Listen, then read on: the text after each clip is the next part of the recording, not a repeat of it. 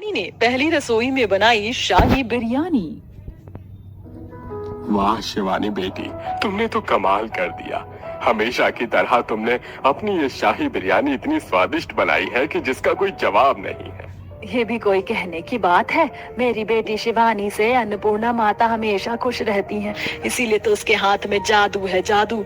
वो कोई भी खाना बनाती है तो वो बहुत ही स्वादिष्ट बनता है, फिर वो शाही बिरयानी हो या कुछ और। बस बस, अब मेरी तारीफ करना बंद करिए और फटाफट से शाही बिरयानी खाकर बताइए। और शाही बिरयानी ठंडी हो रही है। शिवानी को कुकिंग करने का बहुत शौक था और शिवानी हर खाने को शाही तरीके से ही बनाती थी। और बात अगर शाही बिरयानी की हो तो उसमें शिवानी का मुकाबला कोई नहीं कर सकता था। ऐसे ही कई दिन गुजरते हैं, तभी एक दिन पड़ोस की सुषमा परेशान होती हुई सुगंधा के घर आती है। सुगंधा, कहाँ हो तुम? क्या कर रही हो? कुछ नहीं, बस ये अलमारी के कपड़े ठीक कर रही थी। क्या हुआ बताओ ना, तुम परेशान लग रही हो, कोई बात हुई क्या? क्या बताओ, मेरी बेटी को लड़के वाले देखने आ रहे। खाने पीने का कुछ भी समझ में नहीं आ रहा है। प्रेरणा को तो कुछ बनाने भी नहीं आता और घर में कुछ खाने पीने का सामान भी नहीं है ज्यादा। मैं उन्हें क्या बनाकर खिलाऊं, मुझे कुछ समझ नहीं आ रहा। तभी सुषमा की बातें सुनती हुई शिवानी वहां आती है। सुषमा आंटी, आप इतना परेशान क्यों होती है? और प्रेरणा तो मेरी बहुत अच्छी दोस्त है और उसे लड़की वाले देखने आ रहे हैं, ये तो खुशी की बात है। आप बस खुश होइए, बाकी खाने पीने की चिंता मुझ पर छोड़ दीजिए।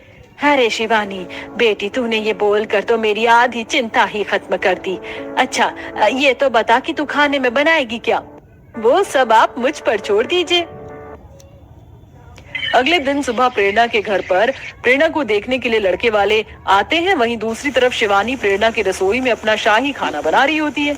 आपकी बेटी प्रेरणा तो बहुत सुंदर है सुषमा जी, और मुझे मेरे लड़के को भी बहुत पसंद है। धन्यवाद। चलिए बातें तो होती रहेंगी, अब आप लोग कुछ खा लीजिए, मैं लंच लगवा देती हूँ। अपनी माँ की बातें सुनकर प्रेरणा घबराती हुई रसोई में जाती है। वहीं दूसरी तरफ शिवानी अपने हाथ से गर्मा गर्म शाही बिरयानी बनाकर तैयार कर चुकी होती है। शिवानी, खाना बना क्या? सभी लोग डाइनिंग टेबल पर आने वाले हैं। हाँ प्रेरणा, रेडी है। अब तुम इस गर्मा गर्म शाही बिरयानी को अपने हाथ से डाइनिंग टेबल पर सर्व कर दो। कुछ देर बाद प्रेरणा डाइनिंग टेबल पर सबके लिए शाही बिरयानी सर्व करती है। अरे वाह सुगंधा, ये शाही बिरयानी तो बहुत स्वादिष्ट बनी है। क्या ये तुम्हारी बेटी प्रेरणा ने बनाया है? सरला की बातें सुनते ही प्रेरणा के बोलने से पहले ही शिवानी कहती है, जी ये गर्मा गर्म शाही बिरयानी, रायता, सैलेड, चाट, ये सब कुछ मेरी दोस्त प्रेरणा ने ही बनाया है। प्रेरणा जी, आपने तो बहुत ही लजीज शाही बिरयानी बनाई है। शाही बिरयानी खाकर और उसकी तारीफ करके प्रेरणा के ससुराल वाले रिश्ता पक्का करके वहां से चले जाते हैं। बेटी तेरा लाख लाख शुक्र है जो सही वक्त पर तूने इतना स्वादिष्ट शाही बिरयानी बनाया, जिसे खाकर लड़के वालों ने इतनी तारीफ करी और साथ में तूने इसका क्रेडिट भी नहीं लिया। तूने सारा क्रेडिट प्रेरणा को दे दिया। भगवान तुझे बहुत अच्छा ससुराल दे, तू हमेशा खुश रहे। Thank you Shivani, you are my best friend. कुछ समय बाद शिवानी को देखने के लिए लड़के वाले उसके घर आते हैं। और आपकी बेटी शिवानी खाना वाना तो बना लेती है ना? सुंदर तो वैसे बहुत है आपकी बेटी शिवानी।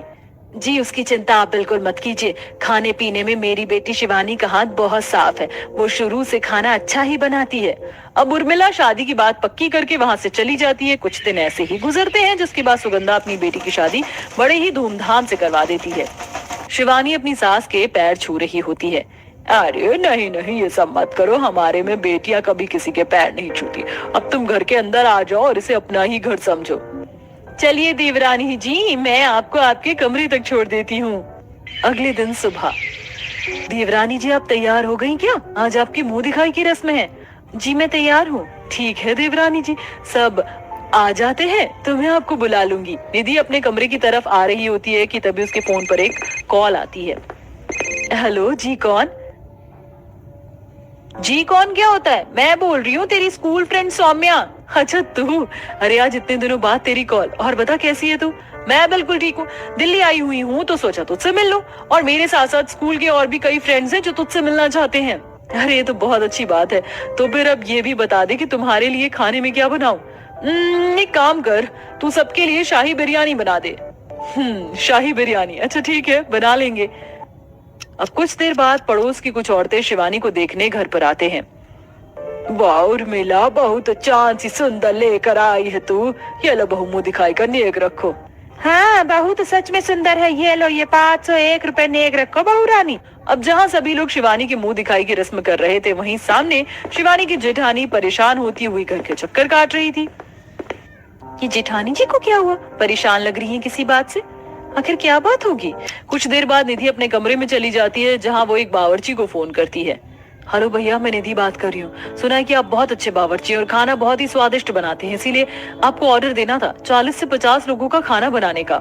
माफ करिए मैडम, शादी का सीजन चल रहा है और नवरात्रि भी चल रहे हैं, इसलिए अभी तो भंडारे और शादी पार्टी के ही ऑर्डर बहुत ज्यादा आ गए हैं, तो अभी तो बिल्कुल भी फुर्सत नहीं है। ठीक है भैया, कोई बात नहीं, कहीं और पता करती हूँ। निधि की चिंता बढ़ती ही जा रही थी, आखिर शाही बिरयानी बनाएगा कौन। दूसरी तरफ शिवानी की मुंह दिखाई की रस्म खत्म होती है, जिसके बाद शिवानी अपनी जेठानी के कमरे की तरफ आती है। हे भगवान, अब क्या होगा? दूसरी तरफ मेरे स्कूल फ्रेंड्स और फिर ये मेरे ऑफिस के कलीग, इतने सारे लोगों को कौन बनाकर खिलाएगा शाही बिरयानी? कोई बावर्ची भी मेरा ऑर्डर नहीं ले रहा है। तभी शिवानी कमरे के अंदर घुसती है। क्या हुआ जेठानी जी, मैं कब से देख रही हूँ, आप बहुत परेशान लग रही हैं। देवरानी जी, अब मैं आपसे क्या ही छुपाऊं। दरअसल बात यह है कि मेरे कुछ फ्रेंड्स और ऑफिस के कलीग मुझसे मिलने कल घर आ रहे हैं। मुश्किल से 40 से 50 लोग हैं और सबकी फरमाइश है कि उन्हें शाही बिरयानी खाना है, और खाना बनाने में तो मैं बिल्कुल जीरो हूँ, जीरो। और दूसरी तरफ कोई बावर्ची ऑर्डर भी नहीं ले रहा है खाना बनाने का। अब तुम ही बताओ मैं क्या करूँ। क्या कहा? आपके दोस्त और ऑफिस फ्रेंड्स को शाही बिरयानी खाना है? बस इतनी सी बात है, ये तो मैं बहुत आराम से बना दूंगी, मेरे बाएं हाथ का खेल है। पर तुम्हारी पहली रसोई की रस्म भी तो है, उसका क्या? सब क्या बोलेंगे कि देवरानी ने पहली रसोई में बनाई शाही बिरयानी। पहली रसोई में लोगों को मीठा खाना पसंद होता है। कोई बात नहीं, पहले मैं थोड़ा सा मीठा बना लूंगी, फिर आपकी देवरानी पहली रसोई के खाने में सबके लिए शाही बिरयानी बना लेगी। क्या खिचड़ी पक रही है दोनों देवरानी जेठानी में? कुछ नहीं माँ जी, बस ऐसे ही बातें कर रहे थे कि कल पहली रसोई में क्या बनाना है। अब शाम को शिवानी बाजार जाती है, जहाँ से वो कुछ फ्रेश सब्जियां खरीदती है और फिर मॉल जाकर बिरयानी राइस, शाही बिरयानी मसाला, पनीर और कुछ खड़े मसाले खरीदती है। अगले दिन सुबह शिवानी अपनी पहली रसोई के खाने में शाही बिरयानी बना रही होती है। तभी कुछ ही देर में घर में 40 से 50 लोगों का आगमन होता है। आ गए तुम सब, आओ। सौम्या, प्रीति, पूजा, काजल, आरती और गौरी, खुशबू, तुम भी आई हो? अरे बहुत खुशी हुई तुम सबसे मिलकर। निधि सबको सोफे पर बिठाकर चाय पानी पिलाती है। अरे निधि, खुशबू तो बहुत ही अच्छी आ रही है रसोई के पास से। ऐसा क्या बन रहा है? इस खुशबू ने तो मेरी भूख 2 गुना और बढ़ा दी है। पहले ही बहुत भूख लग रही थी। मेरी बहू बना रही है तो कुछ अच्छा ही बन रहा होगा, और फिर आज उसकी पहली रसोई की रस्म भी तो है। कुछ देर बाद निधि सबको डाइनिंग टेबल पर बिठाती है, जहाँ शिवानी सबके लिए अपनी पहली रसोई के खाने में शाही बिरयानी परोसती है। मजा आ गया। कितनी अच्छी खुशबू शाही बिरयानी में से। मुझसे इंतजार नहीं हो रहा, मैं ये खाना शुरू करती हूँ। वाह निधि, ये शाही बिरयानी तो बहुत स्वादिष्ट बनी है। तेरी देवरानी के हाथ में तो जादू है, जादू। बहू, मुझे तो यकीन नहीं हो रहा कि तूने अपनी पहली रसोई के खाने में 40 से 50 जनों के लिए शाही बिरयानी बनाया, वो भी अकेले, और इतना स्वादिष्ट। मेरी बात मानो तो निधि, अपनी देवरानी से तुम भी ये शाही बिरयानी बनाना सीख लो। मुझे भी सिखा दीजिएगा शिवानी जी, ताकि जो पैसे मैं बाहर होटल में देती हूँ ये शाही बिरयानी खाने का, वो मैं अपने ससुराल वालों को घर पर ही बनाकर खिला दिया करूँ। जी क्यों नहीं, मैं अपनी ये शाही बिरयानी की रेसिपी आप सबसे शेयर करूंगी, ताकि आप लोग भी अपने घर पर ये शाही बिरयानी बनाकर खा सके। कुछ देर बाद सभी लोग शिवानी के हाथ के बने शाही बिरयानी को खाकर वहां से चले जाते हैं। अगले दिन सुबह शिवानी रसोई में खाना बना रही होती है। देवरानी जी, आप भूल गई क्या? आपको मुझे शाही बिरयानी बनाना सिखाना था। अरे बिल्कुल नहीं जेठानी जी, मैं तो आपके आने का इंतजार कर रही थी। आइए मैं आपको सिखाती हूँ कि मैं अपनी शाही बिरयानी कैसे बनाती हूँ। अब शिवानी अपनी शाही बिरयानी की रेसिपी अपनी जेठानी के साथ शेयर करती है, जिसके बाद देवरानी के साथ साथ जेठानी को भी बहुत ही स्वादिष्ट शाही बिरयानी बनाना आ जाता है। माँ जी, अब तो हमारा मोहित शादी के लायक हो गया है, तो क्यों ना इस साल मोहित की भी शादी करवा दे। सबकी शादी हो गई, हमारे परिवार में बस एक मोहित बचा है। मेरा तो बरसों से सपना है मैं अपने छोटे भाई को घोड़ी चढ़ता देखूं। उम्र तो हो गई है मोहित की। कल ही पंडित जी से बात करके लड़कियां देखने के लिए कहती हूँ मोहित के लिए। मैं तो अपने देवर जी की शादी में बनारसी साड़ी पहनूंगी। माँ जी, मैं तो लहंगा ही पहनूंगी, मेरे देवर की शादी है। अरे पहले उसका रिश्ता तो तय हो जाने दो, जिसको जो पहनना है पहन लेना। पूरा परिवार घर के सबसे छोटे बेटे मोहित की शादी के लिए काफी ज्यादा एक्साइटेड था। सरस्वती अगले दिन पंडित जी से बात करके मोहित के लिए लड़कियां देखना भी शुरू कर देती है, लेकिन इससे पहले मोहित के घर वाले उसके लिए लड़की देखते। आज मोहित एक नहीं, दो नहीं, बल्कि 3 बच्चों वाली माँ मधु से मंदिर में शादी करके घर ले आता है। सभी घर वाले जैसे ये नजारा देखते हैं तो मानो उनके पैरों तले जमीन खिसक जाती है।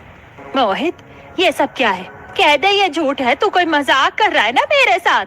अगर ये मजाक है तो इसे अभी बंद कर दे। बहुत घटिया मजाक किया है तूने।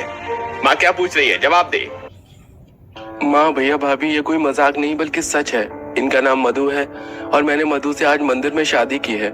ये मधु के बच्चे हैं, मोनू, उमा और ये मुन्ना। ये क्या कह रहे हो देवर जी? आपने 3 बच्चों वाली माँ से शादी की है? ऐसा नहीं हो सकता, आप ऐसा नहीं कर सकते। तूने हमें बिना बताए इस लड़की से शादी की और ऊपर से ये लड़की 3 बच्चों की माँ है। क्यों री, कौन है तू? और क्या काला जादू करके तूने मेरे भोले क्यों है? भैया, भाभी, अब आप सब चुप हो जाइए। ये मेरी जिंदगी है और मैं अपनी जिंदगी का फैसला खुद ले सकता हूँ। मुझे जिससे शादी करनी है मैं उसी से शादी करूंगा। अब मधु मेरी पत्नी है और इस घर की बहू। चलो मधु।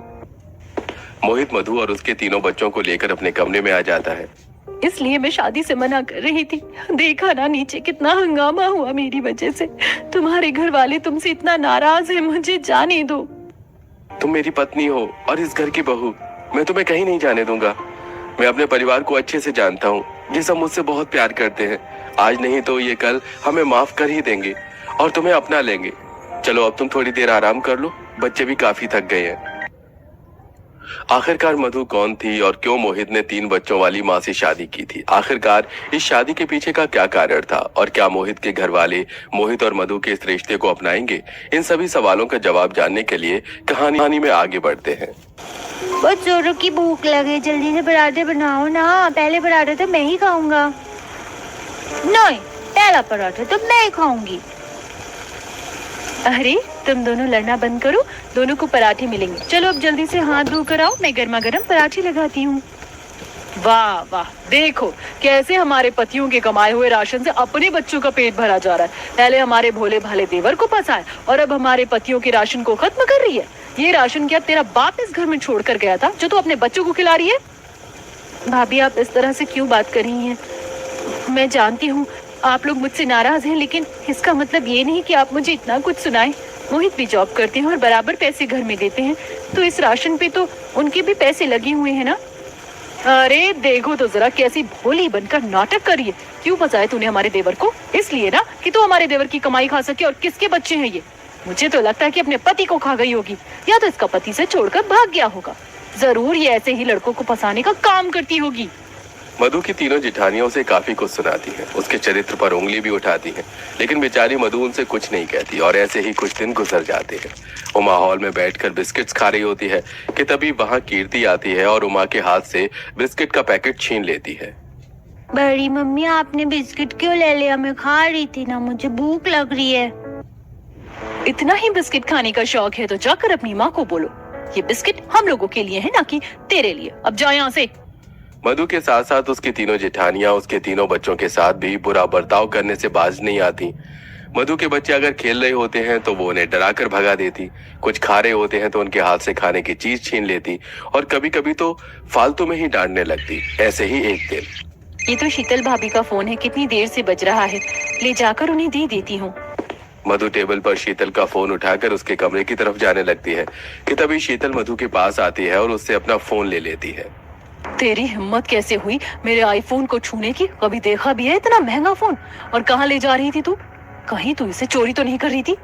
अरे भाभी, आप क्या कह रही हैं? मैं कोई चोर नहीं हूँ। आपका फोन काफी देर से बज रहा था तो इसे लेकर आपके कमरे में ही आ रही थी। चुप कर, तो बड़ी आई, जा यहाँ से। और आज के बाद मेरी चीजों को अगर हाथ भी लगाया ना तो मुझसे बुरा कोई नहीं होगा। मधु की 3 जेठानियों के साथ साथ उसकी सास भी उसे नापसंद करती थी। मधु चाहे लाख कोशिश क्यों न कर ले, लेकिन उसकी सास उससे कभी सीधे मुंह बात नहीं करती थी। ऐसे ही कुछ समय और गुजर जाता है। मधु घर के कामों में लगी होती है और हॉल में मधु का मुन्ना झूला झूल रहा होता है। तभी झूला झूलते झूलते बच्चे को बहुत तेज भूख लगने लगती है और वो रोना शुरू कर देता है। बच्चे के रोने की आवाज से 3 जेठानियां काफी इरिटेट होती हैं और गुस्से में हॉल में आकर कहती हैं, चुप कर जा, क्यों रो रो कर सर में दर्द कर दिया है? अगर अब रोए ना तो झूले से उठाकर नीचे फेंक दूंगी। पहले तो उसकी माँ ने नाक में दम कर दिया और अब इसके बच्चों ने। अपने बच्चों की रोने की आवाज सुनकर मधु हॉल में आकर ये नजारा देख अपने गुस्से पर काबू नहीं रख पाती और अपनी तीनों जिठानियों पर चिल्लाती है। मधु के चिल्लाने की आवाज को सुनकर सभी लोग हॉल में इकट्ठा हो जाते हैं। आज तक तुम लोग मुझे उल्टा सीधा बोलती रही, मेरे साथ बदसलूकी की, लेकिन मैं चुप थी। पर अब मेरे मासूम बच्चों के साथ कर रही हो, मैं चुप नहीं रहूंगी। तो तुझ गंवार से उम्मीद ही क्या कर सकते हैं। मुझे तो लगता है कि ये किसी के नाजायज बच्चे करके गांव से भाग आई है। गंवार जाहिल कहेंगी, क्योंकि एक पढ़ी लिखी लड़की तो ऐसी हरकत कर ही नहीं सकती। तुम जैसी अनपढ़ गंवार जाहिल लोगों से और उम्मीद ही क्या की जा सकती है। सही कहा, ये होते ही ऐसे है, मुंह काला किया कहीं और नाम दे दिया कहीं और। Just shut up! How dare you call my children illegitimate? It's not my children who are illegitimate. It's your thinking. I never imagined that as a woman, your thoughts about another woman could be so wild. I'm not an idiot. I am an educated girl. It is in your best interest to stay away from my children. Understood? मधु को इस तरह English में बात करता देख घर में मोहित और बाकी सभी लोग काफी ज्यादा हैरान थे। तुम पढ़ी लिखी हो? हमें तो लगा कि तुम गंवार हो। मोहित, आखिरकार ये सब क्या है, कुछ बताएगा हमें? अब वक्त आ गया है कि आप लोगों को मधु की सारी सच्चाई पता चले। मधु मोहित कॉलेज के टाइम से एक दूसरे को काफी पसंद करते थे, लेकिन मधु के माता पिता उसकी शादी एक रोमेश नाम के लड़के से कर देते हैं और बेचारी मधु अब रोमेश के साथ ही अपनी गृहस्थी बसाती है। कुछ ही सालों में रोमेश और मधु को भगवान की तरफ से 3 प्यारे तोहफे मिलते हैं, लेकिन एक दिन रोमेश का कार एक्सीडेंट हो जाता है जिसमें वो हमेशा हमेशा के लिए मधु को छोड़कर चला जाता है। बेचारी मधु अकेली माँ होकर छोटे मोटे कंपनियों में नौकरी करके अपने तीनों बच्चों को पाल रही थी। तभी एक दिन मधु की मुलाकात मोहित से होती है। जब मोहित को मधु की जिंदगी में हुए हादसे के बारे में पता चलता है, तुम्हारी जिंदगी में जो भी कुछ भी हुआ मैं उसे बदल तो नहीं सकता, लेकिन तुम्हें और तुम्हारे बच्चों को एक अच्छी जिंदगी दे सकता हूँ। आज के समय में अकेली माँ होकर तुम 3 बच्चों की जिम्मेदारी कैसे उठाओगी, इसलिए मैं तुम्हारे साथ इस जिम्मेदारी को उठाना चाहता हूँ। सालों पहले जो हम नहीं कर पाए अब हम वो करेंगे। क्या तुम मुझसे शादी करोगी? मोहित, ये तुम क्या कह रहे हो? मैं 3 बच्चों की माँ हूँ, कोई कुंवारी लड़की नहीं। लोग क्या कहेंगे, और लोगों को छोड़ो, तुम्हारे परिवार वाले क्या कहेंगे? उस वक्त मैं कुछ नहीं कर पाया था, लेकिन अब सब मेरे हाथ में है। मधु, मैं जानता हूँ कि कहीं न कहीं आज भी तुम मुझसे प्यार करती हो। अपने लिए न सही, लेकिन अपने बच्चों के लिए मेरा हाथ थाम लो। मधु अपने तीनों बच्चों को एक अच्छी जिंदगी देना चाहती थी, इसलिए वो मोहित का हाथ थाम लेती है। मधु दिन रात मेहनत करके अपने बच्चों को पालती रही। एक अकेली माँ होकर इतनी कम उम्र में मधु ने कितना कुछ नहीं सहा। शादी के बाद भी वो आप सबकी बेरुखी और तानों को बर्दाश्त करती रही, सिर्फ इसलिए कि आप लोगों से मेरा रिश्ता खराब ना हो। लेकिन मुझे आप लोगों से ऐसी उम्मीद नहीं थी। मोहित के मुंह से मधु की जिंदगी की कड़वी सच्चाई सुनकर सभी लोगों को अपने किए हुए बर्ताव पर काफी शर्मिंदगी महसूस होती है। मधु, हमें माफ कर दो। हमने क्या क्या नहीं कहा तुम्हारे बारे में। मैंने तुम्हारे चरित्र पर उंगली उठाई, तुम्हारे बच्चों को नाजायज कहा। हमसे बहुत बड़ी गलती हो गई मधु। हम नहीं जानते थे कि तुमने इतनी कम उम्र में इतने दुखों का सामना किया है। हमें माफ कर दो। आज मैं तुझे दिल से अपनी बहू के रूप में अपनाती हूँ। बहू, हम सबको माफ कर दे। मुझे मेरे बच्चों को आप लोगों ने अपना लिया, मुझे इससे बढ़कर और कुछ नहीं